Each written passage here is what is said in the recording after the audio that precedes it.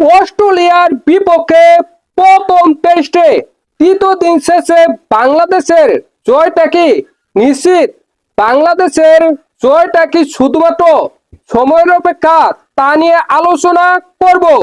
দেখেন, বাংলাদেশ তৃতীয় দিনের খেলা শেষ করেছিল 153 রানে, এগিয়ে ছিল 6 উইকেট হারিয়ে এবং প্রথম ইনিংসে বাংলাদেশ করে ফেলে 426 রান, এগিয়ে যায় 228 রানে। অসাধারণ ব্যাটিং করেছে বাংলাদেশ। দেখেন, তানজিদ হাসান তামিম 101 রান করেছে, শান্ত 50 করেছে এবং লাস্টের দিকে মিরাজ 50 করেছে। এদের কারণে বাংলাদেশ অস্ট্রেলিয়ার চাইতে 228 রানে এগিয়ে যায়।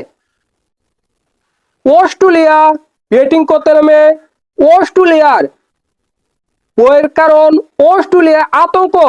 ওই হাসান মাহমুদ দ্বিতীয় ইনিংসে অস্ট্রেলিয়ার 2 উইকেট তুলে নেয়। অস্ট্রেলিয়া 50 রানের মধ্যে 2 উইকেট হারিয়ে বিপদে পড়ে যায়। পরবর্তী আরো 2 উইকেট হারায় অস্ট্রেলিয়া। 161 রানে অস্ট্রেলিয়া নেই 4 উইকেট। দেখেন, অস্ট্রেলিয়া এখনো পিছিয়ে রয়েছে 67 রানে। অস্ট্রেলিয়ার হাতে রয়েছে 6 উইকেট।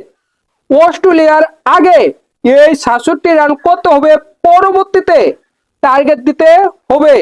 যেহেতু অস্ট্রেলিয়ার হাতে রয়েছে 6 উইকেট, এই 6 উইকেটে যদি অস্ট্রেলিয়া 166 রান করতে পারে তাহলে বাংলাদেশের টার্গেট হবে মাত্র 100 রান। বাংলাদেশ 101 রান করলেই এই ম্যাচটা জয় লাভ করে ফেলবে। দেখেন, এই ম্যাচে অস্ট্রেলিয়া ভালো কিছু করতে পারবে না। এই ম্যাচে অস্ট্রেলিয়া জয় লাভ করতে পারবে না। এই ম্যাচটা অস্ট্রেলিয়া হেরে যাবে, এটা নিশ্চিত করেছিল প্রথম ইনিংসে যখন অস্ট্রেলিয়া 198 রানে অল আউট হয়ে যায়। হাসান মাহমুদ 6 উইকেট নিয়ে অস্ট্রেলিয়াকে শেষ করে দেয়, অস্ট্রেলিয়াকে একেবারে ধ্বংস করে দেয়। তখনই মোটামুটি নিশ্চিত হয়ে গিয়েছিল এই ম্যাচটা অস্ট্রেলিয়া হেরে যাবে। অস্ট্রেলিয়া এই ম্যাচটা কোনোভাবে জয় লাভ করতে পারবে না। বাংলাদেশের বয়ের কারণ ছিল একটাই, বাংলাদেশের ব্যাটিং বিভাগ। অস্ট্রেলিয়ার বিপক্ষে অস্ট্রেলিয়ার মাটিতে বাংলাদেশের ব্যাটাররা যেভাবে ব্যাটিং করেছে, প্রথম ইনিংসে অসাধারণ ব্যাটিং করেছে, 426 রান করে ফেলেছে।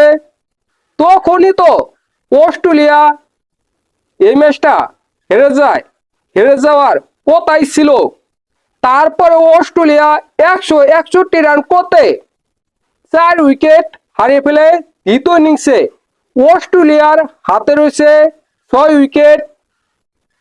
এখনো অস্ট্রেলিয়া পিছিয়ে রয়েছে 67 রানে।